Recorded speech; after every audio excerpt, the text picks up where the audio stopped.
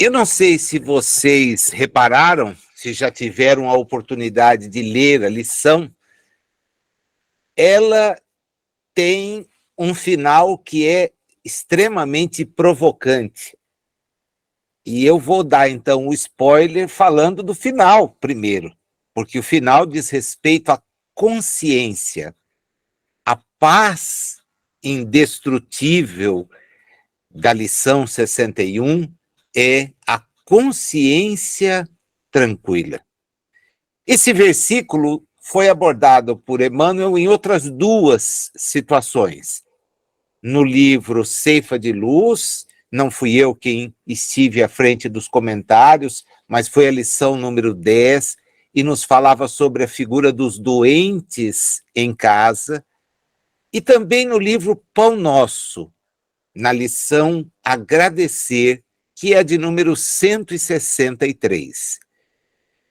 Como eu dei o spoiler do final, é evidente que eu vou trabalhar a lição de trás para frente, porque eu acho que é aí que efetivamente ela nos desperta uma preocupação, uma preocupação.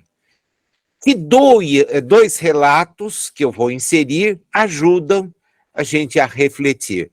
Esses momentos que nós nos encontramos aos domingos são muito, muito úteis exatamente para isso, para que a gente pare, né? Há muita coisa que às vezes cerca o evangelho feito no âmbito de casa, o estudo, a reflexão, que não tem, me parece, a importância que efetivamente esses momentos nos trazem. E, para mim, a importância está na reflexão, em nós vermos até que ponto o que nós ouvimos, o que nós lemos, temos colocado em prática. No livro chamado Cartas e Crônicas, Irmão X, na parceria com Chico Xavier, o escritor é Humberto de Campos, mas já nessa altura ele usa o pseudônimo, ele tem uma lição, a de número 7, chamada Consciência Espírita.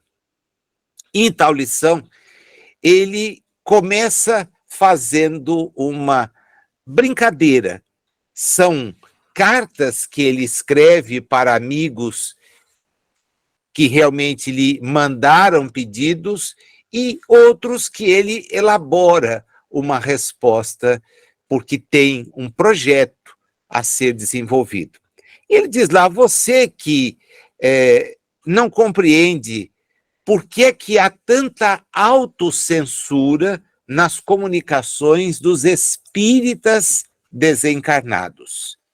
Fulano, diz ele, que deixou a melhor ficha de serviço, volta a escrever declarando que não agiu entre os homens como deveria.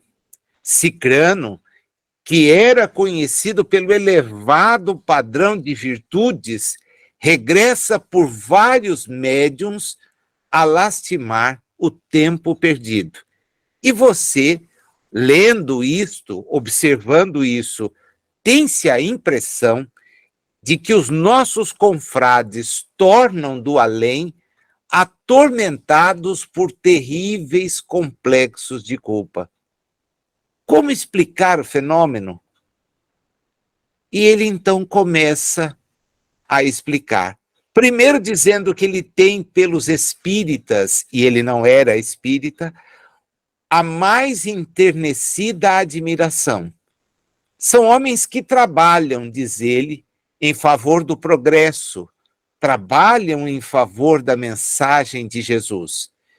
Porém, diz ele, tanta liberdade receberam para interpretar os ensinamentos de Jesus que, sinceramente, não conheço neste mundo pessoas de fé mais favorecidas de raciocínio ante os problemas da vida e do universo. E vocês já deduzem o que vem aqui. Porque a quem muito se deu, muito será cobrado. E ele então diz, quem leva tantos cabedais de conhecimento, precisa ter a preocupação de realizar muito e sempre mais a favor de tantos irmãos da terra detidos por ilusões e inibições no capítulo da crença.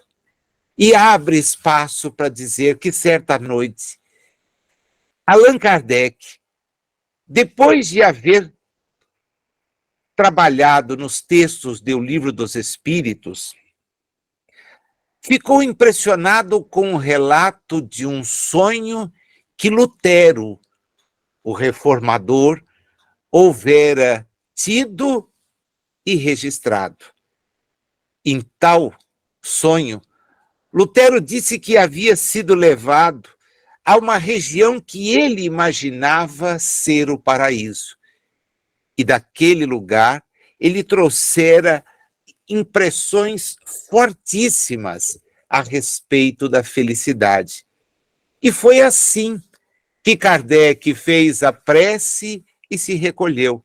E, para surpresa sua, ao lado de onde ele estava, uma figura extremamente elevada o conduziu em desdobramento a uma região onde haviam milhares de entidades em sofrimento estarrecedor. Elas soluçavam, elas gritavam, elas blasfemavam e gargalhavam como se fossem loucas. Kardec, então, começa a querer saber de quem se tratava. Quem eram aquelas pessoas? São os crucificadores de Jesus? Ele pergunta, e o guia diz, imagina, eles não sabiam o mal que praticavam. E o próprio Jesus pediu ao Pai lhes perdoasse a insanidade.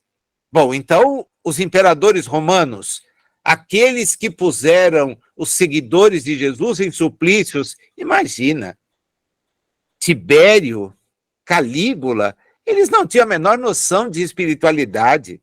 Alguns deles, depois de alguns estágios regenerativos da Terra, já estão em esferas superiores. Há outros ainda lá, mas posso te antecipar que estão em processo final de resgate.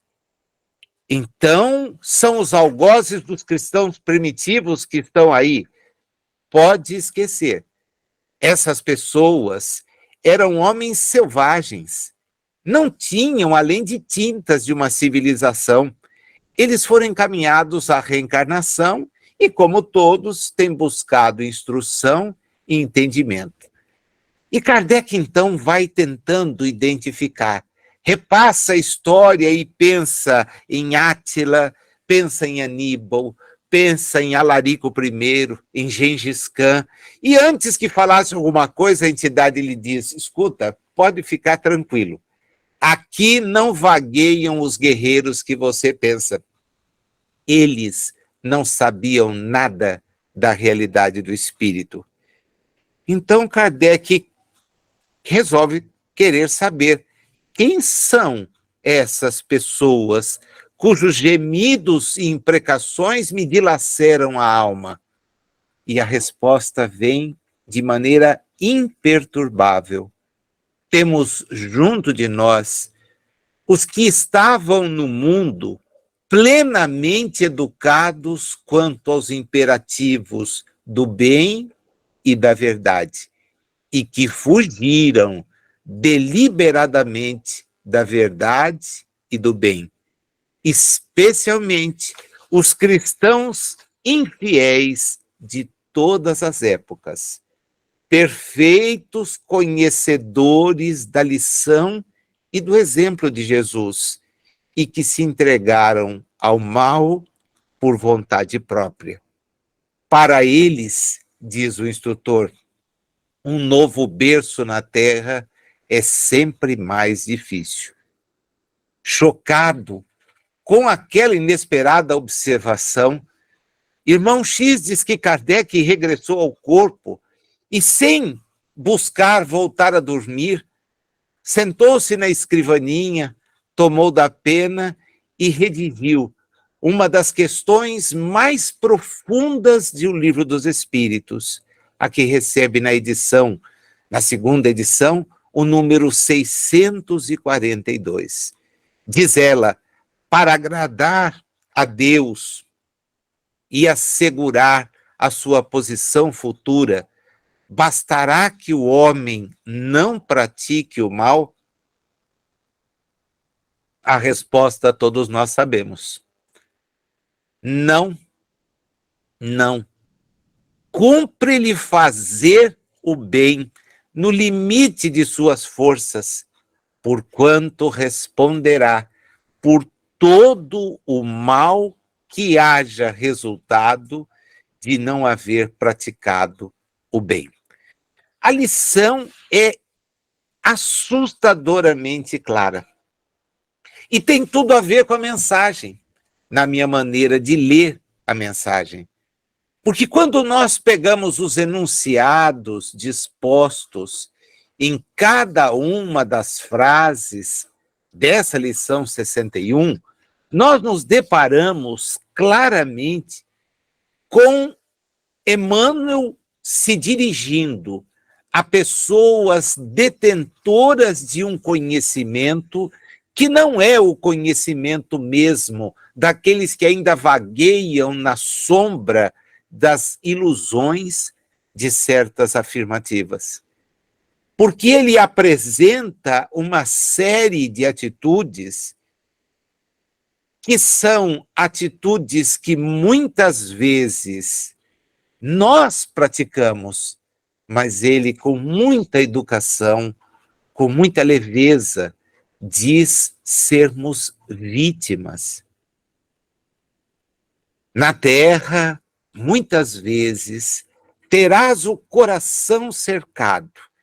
E ele então apresenta entradas que não terminam, porque a última frase vem seguida de reticências, muitas outras poderiam ser acrescidas, e parte do pressuposto de que nós não somos os causadores de tais situações.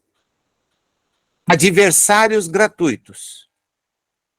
Quantos transitam com pessoas que se lhe opõem sem nem ao menos entender a razão da oposição?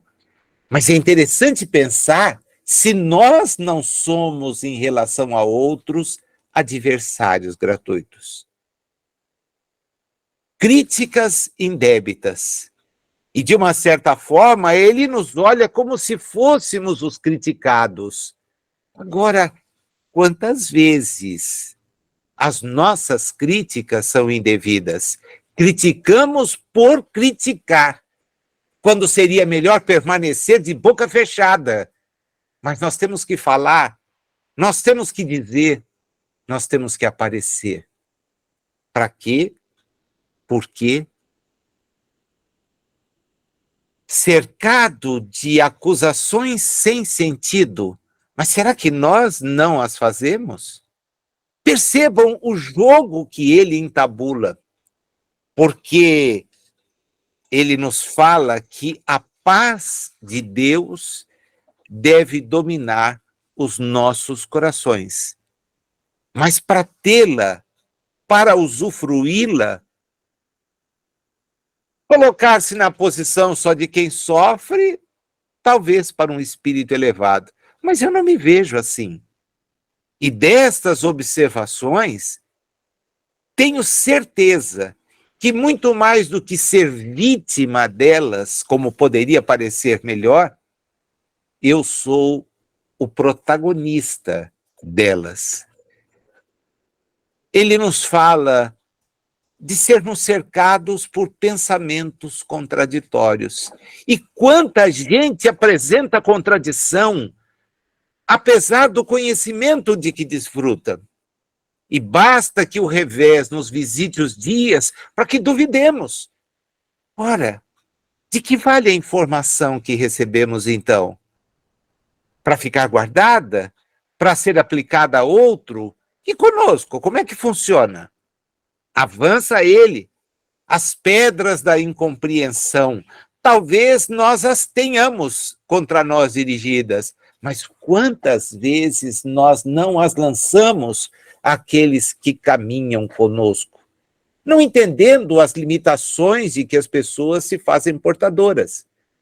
A nós, qualquer questão posta já representa, puxa, eu sou mesmo incompreendido. Imagina eu, uma pessoa, mas e o que nós fazemos? É o exemplo da compreensão? E a questão do sarcasmo? Os espinhos do sarcasmo que ele apresenta. Diante da dor do outro, a minha postura não pode ser a de alguém que sorri, imaginando de que sofre pouco, talvez merecesse mais. Quem sou eu, no contexto das coisas, para agir de maneira tão leviana assim? Diz-nos ele que, às vezes, somos vítimas de ataques e desentendimentos. Será que só vítimas? Será que só vítimas? De complicações que não fizemos, talvez seja a única das frases, confesso para vocês, a única, que efetivamente pode então nos deixar com alguma consciência tranquila. Porque no limite eu posso não ter feito aquilo de que me acusam, e é ótimo que não tenha feito. Complicações que não fizeste. Se não fiz, a censura, aquilo que me for endereçado de crítica, tudo bem, eu não posso responder por outro. Cada qual responde por si. Agora, tentações e problemas, processos obsessivos, que é como ele termina, efetivamente são pontos aos quais estamos sujeitos na exata medida em que não somos evoluídos. Porque ser tentado a falhar, ter que enfrentar problemas e, às vezes, manter ideias fixas que nos mergulham em processos obsessivos, são nada mais e nada menos do que um recado claro da baixa condição evolutiva que ostentamos. Então eu me relembro da lição do irmão X, aquela que levou Kardec a formular uma questão tão interessante, tão profunda, porque o que revela a elevação espiritual, o que revela essa maturidade que os nossos espíritos buscam alcançar, é certamente a paz que a consciência tranquila traz. A paz que ele chama indestrutível, aquela que não vai mudar. Mas para atingi-la, nós temos que trabalhar no bem. E esse trabalho no bem não se faz apenas com boas intenções. Vamos nos recordar da lição que está lá na questão do Livro dos Espíritos. Como assegurar uma posição futura de felicidade, não fazer o mal? E a resposta dos espíritos é categórica. Não, esquece isso. Esquece isso. Isso é muito pouco. E nós, então, nos deparamos que fazer o bem é algo que é desafiador. Porque a prática do bem esbarra necessariamente nas nossas dificuldades evolutivas. Então, nos empenhamos e devemos nos empenhar, porque a conta a ser apresentada àqueles que já detêm as informações que detemos não é mesmo uma conta muito baixa, não. Nem pode ser. Diante daquelas personagens todas a que irmão X faz alusão na sua narrativa, é evidente que vamos tentar encontrar pessoas que obraram no mal. Mas o que é o mal na visão espírita?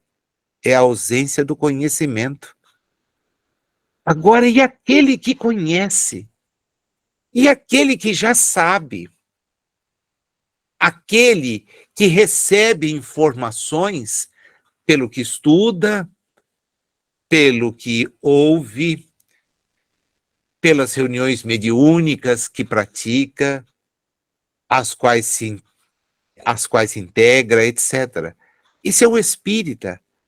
Eu não posso, às vezes, esperar ter um tratamento que seja o mesmo tratamento que vai receber alguém que não tem a menor noção daquilo que eu já conheço.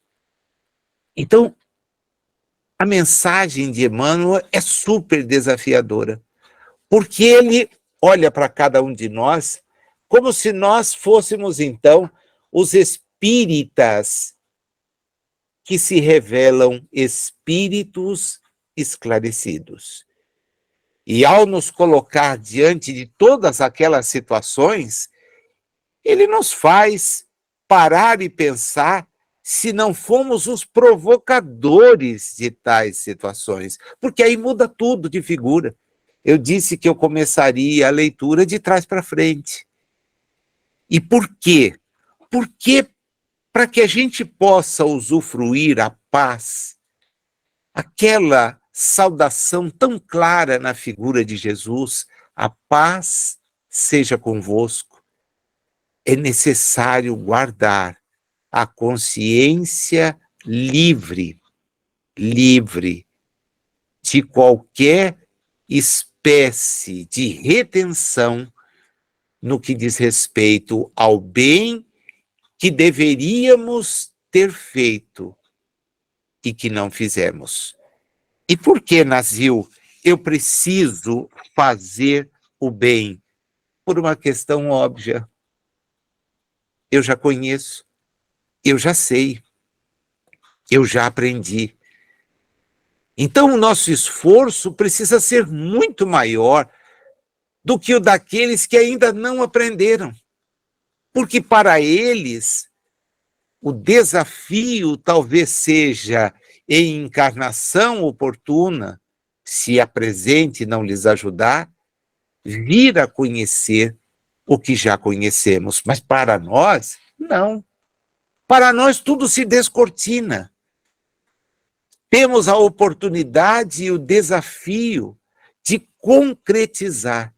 Então não podemos ser as pessoas que têm adversários gratuitos, que fazem críticas que não têm sentido. Aliás, a crítica por si só, apenas quando for no sentido da construção. Eu tenho que ver os equívocos que o outro comete e não repeti-los. Acusação sem sentido, pensamento contraditório, pedra de incompreensão, espinho de sarcasmo, ataque e desentendimento. Vejam, são todas figuras que não cabem naquele que conhece o Espiritismo. Não cabem. Mas e se eu as adoto, Nazil?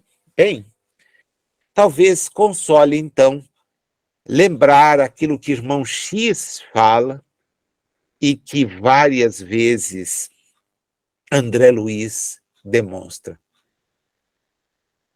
Todos nós voltaremos para a realidade espiritual. De onde viemos? Talvez não tenhamos boas lembranças de onde viemos, porque os lugares com os quais nos harmonizamos não fossem os melhores possíveis. E não eram porque Deus nos queria sofrendo. Isso a gente já superou. O céu e o inferno já eliminou esse tipo de informação falsa. Eram lugares para os quais os nossos espíritos estavam atraídos, zonas vibracionais. Puxa, então, mas não é o que eu desejo, Nazil. Ok, o que nós fazemos agora?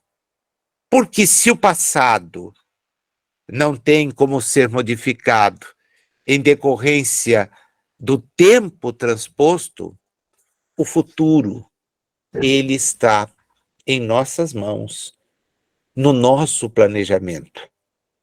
A paz indestrutível é fruto da consciência tranquila. E a consciência tranquila é aquela que age no bem. Acho que a lição é de uma profundidade fenomenal.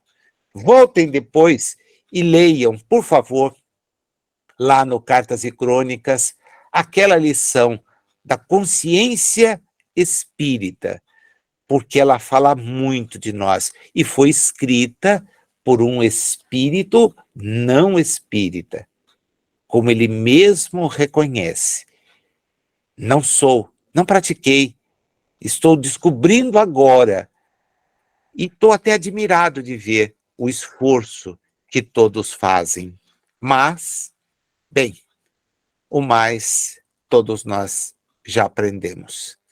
Que a paz, aquela que realmente não é destruída, permaneça conosco sempre.